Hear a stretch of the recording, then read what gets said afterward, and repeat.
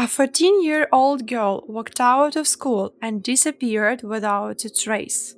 The police and the FBI searched for her, but they had no clues. After 9 months, the case suddenly unraveled on its own, shocking the whole of America. This is a story about how seemingly hopeless criminal cases can have a happy ending, and to remind us that a way out can be found even in the most difficult situation.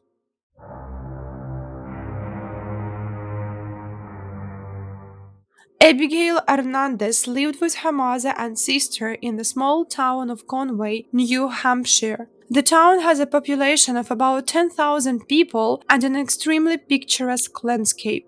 The town's residents are used to typical American provincial calm, and no one expected that truly lively events would unfold right under their noses.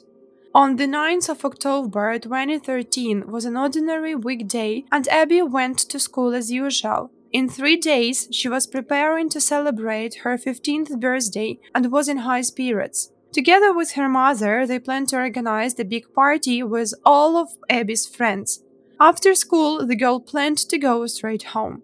Her mom, Nia Hernandez, was also at home that day. From the window, she noticed the school bus that usually takes children home after school. But Abby never got off it. At first, this didn't surprise her. She assumed that her daughter might have gone for a walk with friends after school or simply walked home. Then she texted her asking if she was okay, adding that she was worried about her. There was no response. That's when Nia really started to worry. She decided to go to the school and find out where her daughter was.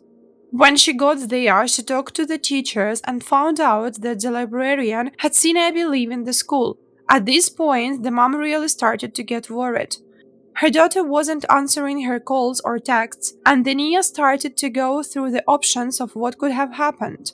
At first, she assumed that the girl might have been injured or hit by a car on her way home.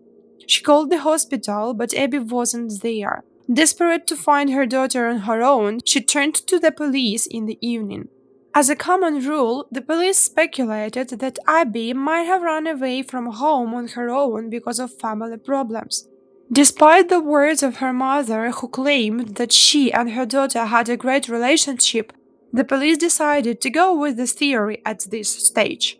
The girl's best friend also said that Abby hadn't ever had problems with her mother or sister, so she couldn't have just run away.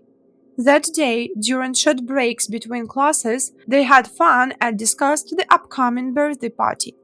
Within 48 hours of her disappearance, the FBI became involved in the case. They questioned all of the girl's friends and tried to reconstruct the chronology of events that day. When Abby's birthday came on the 12th of October, no one was in the mood for a celebration. Instead of a festive speech, the grieving mother made a public speech addressed to her daughter. She said how much she missed her and asked her to come home. Meanwhile, investigators had no clues. The cameras hanging in the school corridors recorded the girl leaving the school after classes. She didn't enter the bus. This became known from the testimony of her boyfriend, who also sent her several messages on the way home. At 2:53 p.m., she answered, and 14 minutes later, her phone was turned off. For some time, police considered her boyfriend as a suspect. But this option was rather a desperate attempt to move the investigation forward, so it wasn't considered for a long time. That was the end of any potential leads. In the course of the investigation, the police eventually abandoned the escape theory. First, they realized that Abby really had a great relationship with her mother and sister. Secondly, the camera footage clearly shows that the girl didn't have anything unnecessary with her.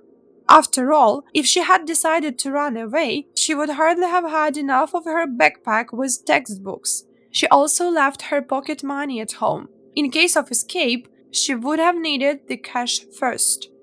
The investigation lasted for a month. At this time, the girl's mother was worried and found it difficult to follow her usual routine. Because of this, she didn't look in the mailbox for a long time, which she would later regret. There was a letter from Abby. It was sent 13 days after the girl's disappearance. Its content pleased the mother but also raised a number of questions. Dear Mommy, I miss and I love you more than you could ever know. I'm sorry for what I did. I read the newspapers and watched the reports. I'm answering your question. Yes, I'm alive. I miss you, but I won't tell you where I am. Forensic experts extracted DNA from the letter and confirmed that it was indeed written by Abby. The mother also recognized her daughter's handwriting. However, the content of the letter didn't seem logical at all. Then, the NIA assumed that Abby had been forced to write those words. The police waited another month before releasing the letter. They were afraid that disclosing the very existence of the letter could put Abby's life in danger. What if the girl was being held captive and was able to write the letter secretly? There was no logical explanation. Why didn't the girl give any details so she could be helped? But the police didn't want to take that risk. When the letter was made public, it became the main topic of discussion in the once quiet town. Most people immediately decided that the girl had indeed run away. They began to condemn both Abby and her family. Some were even outraged that the police had turned the whole town on its ear and questioned half the population because of a simple teenage prank. The investigation effectively came to a standstill. Abby Hernandez seemed to disappear into thin air. The police couldn't find any trace of her. This went on until the 14th of July 2014 when the solution appeared by itself, instantly making the case sensational. 9 months after her disappearance, Abby showed up on her doorstep. If you have already decided in a hurry that the girl really ran away, do not jump to conclusions. When she returned home, where her shocked mother met her, Abby told her that she had been kidnapped.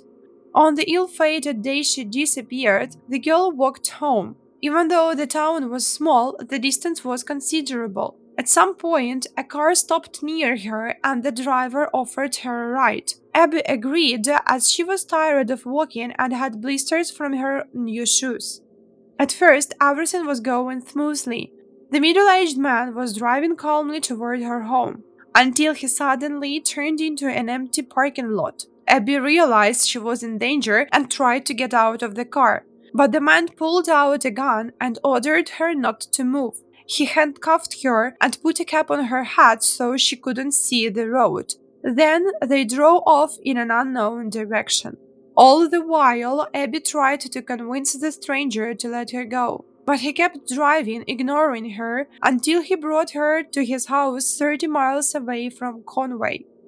There, he locked her in a large metal container set up as a room. He then put a special device around her neck and explained that he would send a shock through it every time Abby tried to call for help.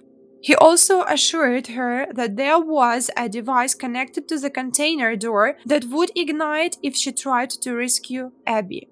Since then, the girl has been held captive and regularly abused.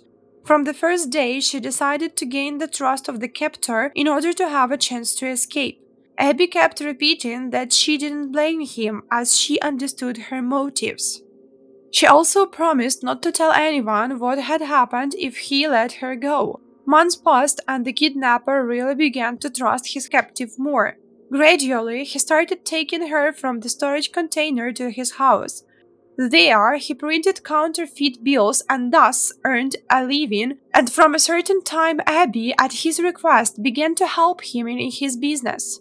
Over time, the man began to let his guard down and really believed that Abby would never try to escape and that she really enjoyed spending time with him. Thanks to this, one day he made his first serious mistake. The kidnapper gave her several cookbooks to learn how to cook. One of them had a note in it, property of Nathaniel Kibbe. Abby asked who Kibbe was. The kidnapper instantly turned pale and asked how she knew his name. From that moment on, she knew her captor's name, although it didn't help her break free. The end of the story came as a surprise even to Abby herself. One day, Kibbe simply put her in his car and drove her to Conway, dropping her off a mile from her home. As it turned out later, he did it out of fear. Do you remember his small business of counterfeiting bills? It was because of this business that Kibi was forced to let Abby go. The thing is that he lent his friend three $50 bills under the guise of real money. She went with them to a local market and tried to pay for it, but the store found the counterfeit. When the police arrived, the woman pointed to the person from whom she had received the bills. She then called Kibi and told him that his house was about to be searched. Certainly, the police would have been extremely shocked in such circumstances. In addition to producing counterfeit bills, they would have been faced with finding the girl who had disappeared 9 months earlier and was the talk of the town. When he realized this, he panicked and decided to let Abby go home, demanding that his name and the circumstances of kidnapping never be disclosed. Most likely, if Abby hadn't inspired such trust in him, she would have chosen to get rid of her in another way. But circumstances were in her favor and she returned home. At first, the girl really refused to talk to the police. She didn't even tell her mother the details. Only after a week did she dare to name her kidnapper. A special forces unit broke into Kibi's house and arrested him. His trial dragged on for several years.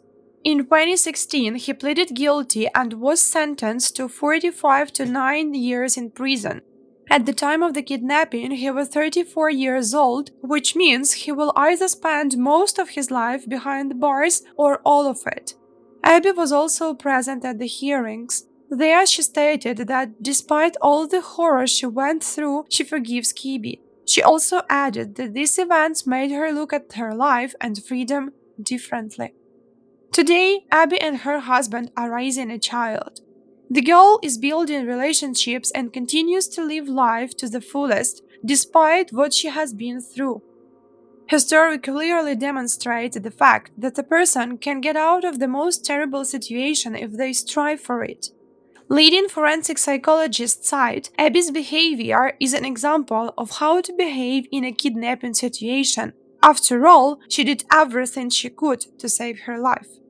Would you be able to control yourself in such a situation? I look forward to hearing from you in the comments.